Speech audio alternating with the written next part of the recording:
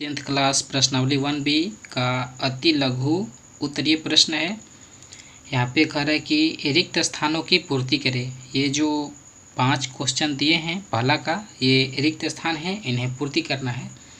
तो कह रहा है कि धन पूर्णांक p अभाज्य होगा यदि p में केवल खाली स्थान और खाली स्थान से भाग लगे। मतलब p ऐसा अभाज्य होगा कि p में केवल और केवल किससे और किससे भाग लगेगा। तो हम यहाँ पर लिखेंगे जब अभाज्य संख्या है तो 1 से और ये खुद से। जैसे कि मान लीजिए p अभाज्य संख्या होगा, तो p अभाज्य संख्या है तो जैसे हमने ले लिया p अभाज्य संख्या के लिए पहला क्वेश्चन में हम लिख लेंगे यहाँ पर, जैसे अभाज्य संख्या एक हो गया हमारा जैसे 7। तो 7 में जब भी भाग लगेगा तो या तो खुद से 7 से या 1 से। तो कहने का मतलब कि जैसे कि क्वेश्चन में दिया है p दिया है, तो p दिया है तो या तो 1p होगा या 7। कह रहा है कि कोई धनात्मक पूर्णांक p अभाज्य होगा यदि p में केवल, यानी कि या तो खुद p होगा या 1 होगा। तो p से डिवाइड करेंगे तो p बटे p कट जाएगा और 1 से भाग करेंगे और 1 से 1 कटेगा। तो यहाँ पर खाली स्थान में हम लिखेंगे 1 और p। ये पहला का हो जाएगा यहाँ पर आंसर 1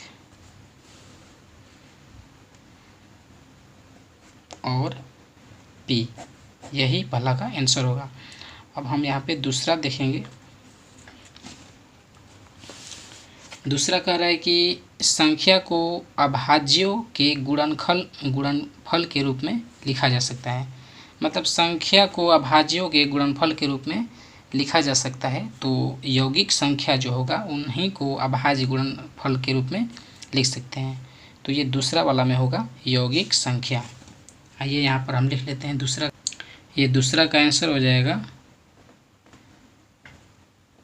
यौगिक संख्या को हम उनके अभाज्यों के गुणनफल के रूप में लिख सकते हैं। आगे तीसरा दिया है कि दो पूर्णांक a और b सह अभाज्य हैं यदि मस a और b का मतलब कि क्या होगा। तो इस तीसरा में लिखेंगे a और b जब सह अभाज्य है तो इसका मस जो है 1 होगा, क्योंकि सहभाज्य संख्या का मस जो है 1 ही होता है। तो ये हम तीसरा नंबर में इसका लिख लेंगे 1, यही इसका आंसर हो जाएगा। और चौथा नंबर में दिया है कि मसा 48 और 30 है। तो मसा एक संख्या 30 है तो दूसरी संख्या क्या होगी, तो इसका हम लिख लेंगे 48 होगा। ये हो जाएगा आपका 48। आइए देखते हैं पांचवा क्वेश्चन। पांचवा में दिया है कि मसा a और b और लसा a और b, मतलब कि दो संख्याओं का मसा गुने लसा। तो ये क्या होता है, कहने का मतलब दो संख्याएं होती है। तो यहाँ पर हम लिखेंगे a गुने b। ये जो पांचवा है कह रहा है कि मसा और लसा, तो दोनों संख्याएं हो जाएगी a और b। यहाँ पे a होगा और यहाँ पे b होगा। a और b का जो गुणनफल होगा लसा और उनके मसा के गुणनफल के बराबर होंगे। तो यहाँ से यही होगा। ये जो हमारा भरने वाला था ये पांचों क्वेश्चन, इसे याद रखिएगा।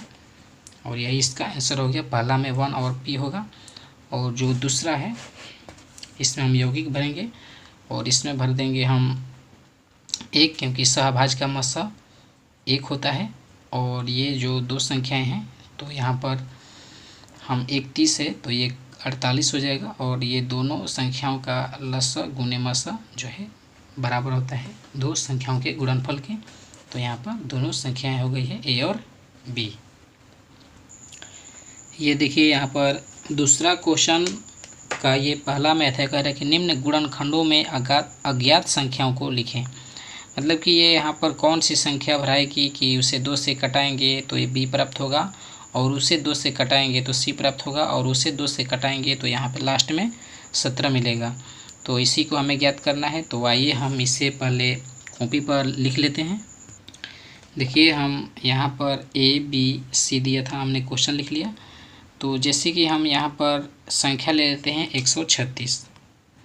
तो जब 136 को हम 2 से कटाएंगे, ये 2 से, जैसे यहाँ पर 136 ले लीजिए, जैसे ए है और ये बी है और ये सी है, तो ए के जगह पर हमने जैसे कि 136 ले लिया और इसे 2 से कटाएंगे तो ये बचेगा हमारा 6 दूनी 12 और 8 दूनी 16, 68 बचेगा।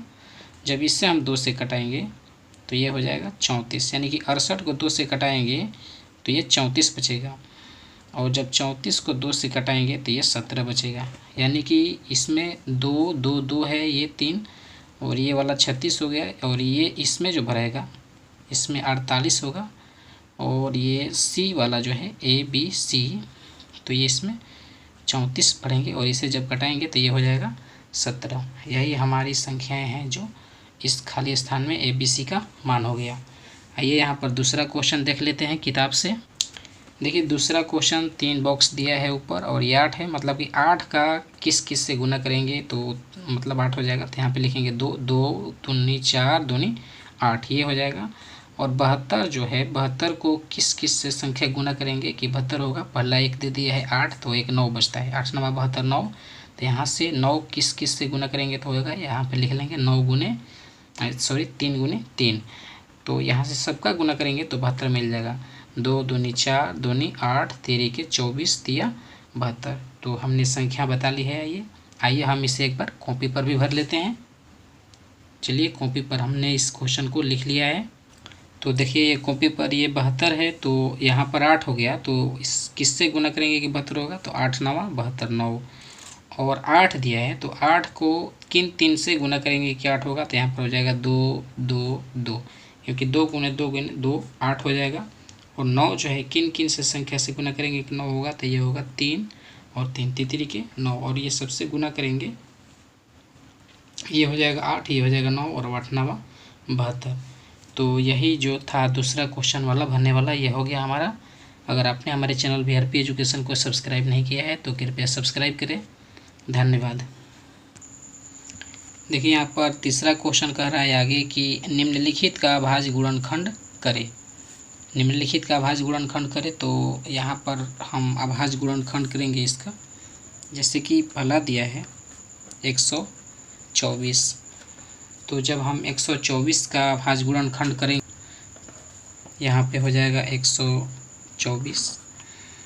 24 का जब कटाएंगे तो ये 2 से कटेगी, 6 दूनी 12 और 2 दूनी 4 62 और इसे 2 से कटाएंगे तो ये हो जाएगा 31 और 31 को 31 से ही कटेगा तो ये हो जाएगा 1। तो जो हमारा अभाज्य गुणनखंड है तो ये हो जाएगा 124 बराबर 2 के पावर 2 और गुने हो जाएगा 31।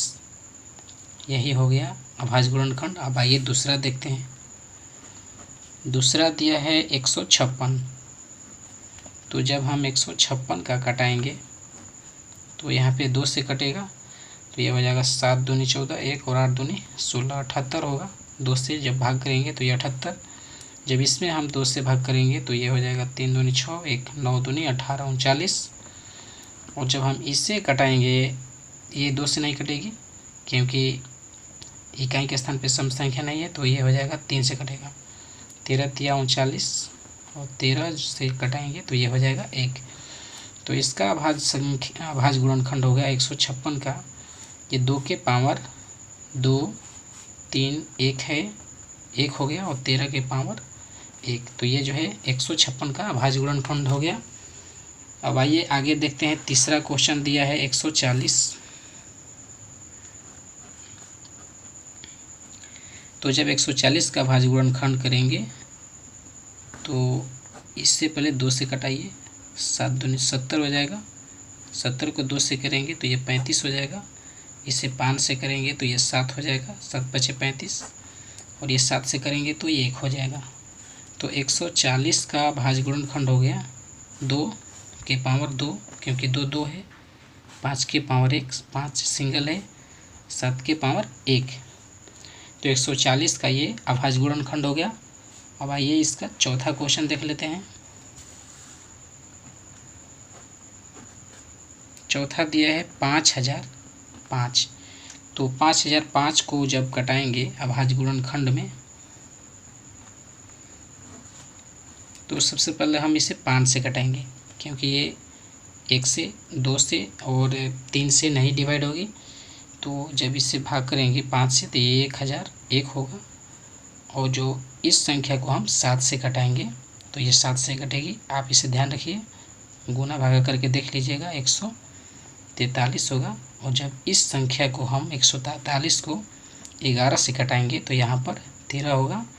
और 13 को घटाएंगे 13 से तो ये 1 हो जाएगा। तो इस संख्या का जो अभाज्य गुणनखंड है ये हो गया 5 के पावर 1, 7 के पावर 1, 11 के पावर 1 और 13 के पावर 1।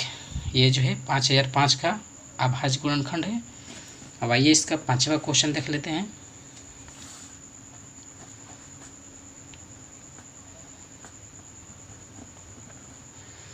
ये 32,760 है।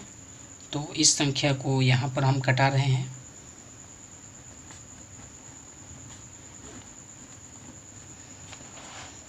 अब आइए इसे देखते हैं क्या होता है इसे घटाने पर। 2 से घटाएंगे तो 2 से घटाएंगे तो ये हो जाएगा 16, 380, 38 दूनी 76 होता है। जब इसे 2 से घटाएंगे तो ये हो जाएगा 8190। और इसे जब 2 से घटाएंगे तो ये हो जाएगा 4095, 40 दूनी 80, 95, ये हो जाएगा 5 दूनी 10 के 0 से आप इसे गुना करके देख लीजिएगा। और 4095 को ये 2 से नहीं कटेगा, 5 से कटेगा तो ये हो जाएगा 819। और जब 819 को 3 से कटाएंगे तो ये हो जाएगा 273। जब 273 को 3 से कटाएंगे तो ये हो जाएगा 91। और 91 को जब कटाएंगे 7 से तो ये हो जाएगा 13, 13 7 91। और जब 13 को कटाएंगे तो ये हो जाएगा 1। तो इसका अभाज्य गुणनखंड हो जाएगा 2 के पावर हो जाएगा 1 2 3, 2 के पावर 3, 5 के पावर हो जाएगा 1, 3 के पावर हो जाएगा 2, 7 के पावर होगा 1 और 13 के पावर क्या होगा 1। यही जो है इसका अभाज्य गुणनखंड हो गया इस संख्या का। अब ये तीसरा क्वेश्चन समाप्त होता है।